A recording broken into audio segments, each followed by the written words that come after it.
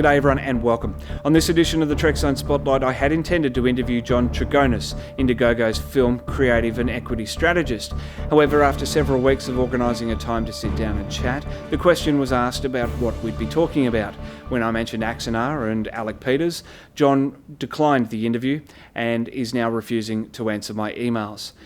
However, after spending 14 months covering this case at a distance, and some would say on the fence, others not so much, I've decided to finally take a stand against Axanar and Alec Peters. On this edition of the Trek Zone Spotlight, my thoughts.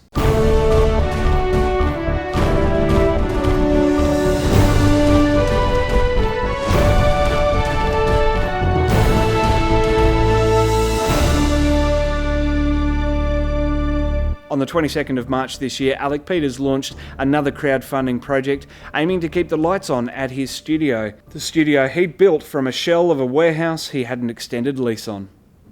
The trouble began when Alec ignored advice from his Prelude to Axanar team and forged ahead with the idea to build his own studio.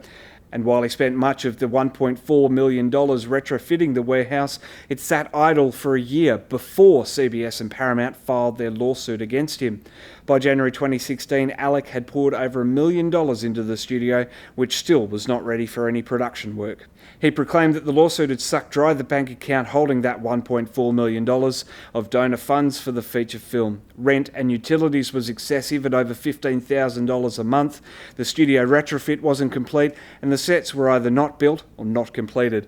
So Alec Peters did what Alec Peters knows best. He set about launching a crowdfunding campaign, selling the dream of a bright future where fan film producers could come and film in an industry-first, not-for-profit studio. Except that it isn't. Whether they had to pay or not for the privilege was contradicted in the pitch video. Plus we have all these great sets from Axanar, and we want to have a place where we can set them up and we can use them, not just for our productions, for other people's productions or fan films. Maybe you have a fan film you want to make. Wouldn't it be great to have a place where you could come and use already built sets and do it for nothing? Well, that's what this Kickstarter is all about. Then student and fan filmmakers would be able to have access to a facility they usually wouldn't be able to afford for next to nothing. This pitch video painted a bright future with a modern, well-appointed soundstage facility that would serve cash-strapped independent film producers and fan filmmakers.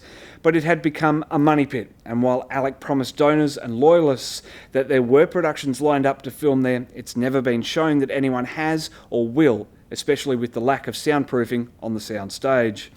Months have passed, hundreds of thousands of dollars have been sunk into the warehouse, but it remains just that, a warehouse. At launch, one of the main goals of this campaign was to reach $100,000 to see out the year, the rest of the lease. However, only a few days later, after it was clear the support was not in Alec's favour, the wording was changed to make it a stretch goal. Now, over the past decade, Alec has led many failures, including PropWorks, Aries Digital and Axanar Productions.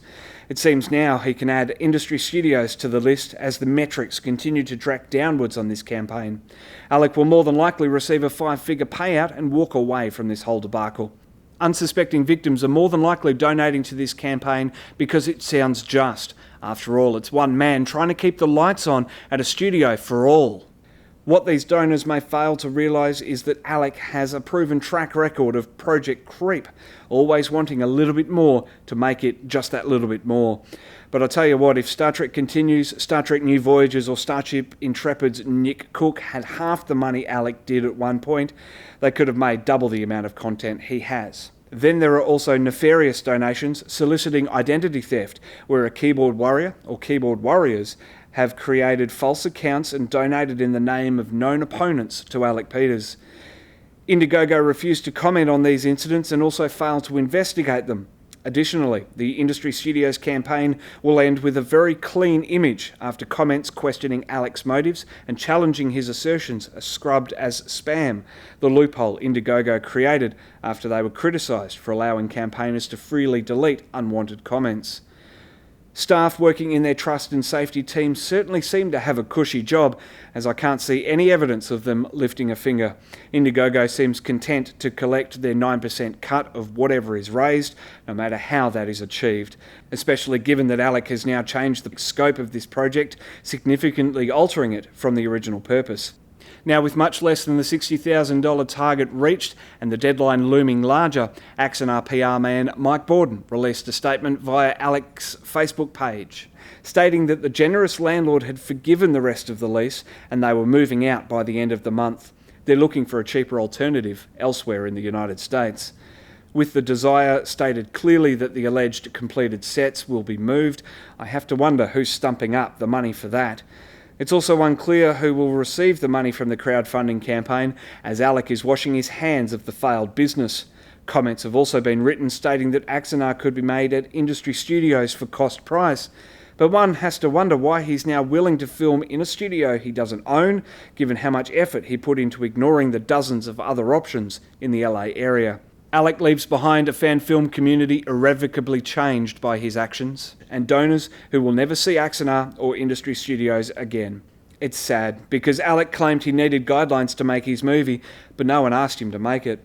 No one needed him to barge onto the scene and say, "This is how it must be done," because people had been making Trek in their basements for over a decade and releasing them online well before YouTube or even Facebook or Twitter.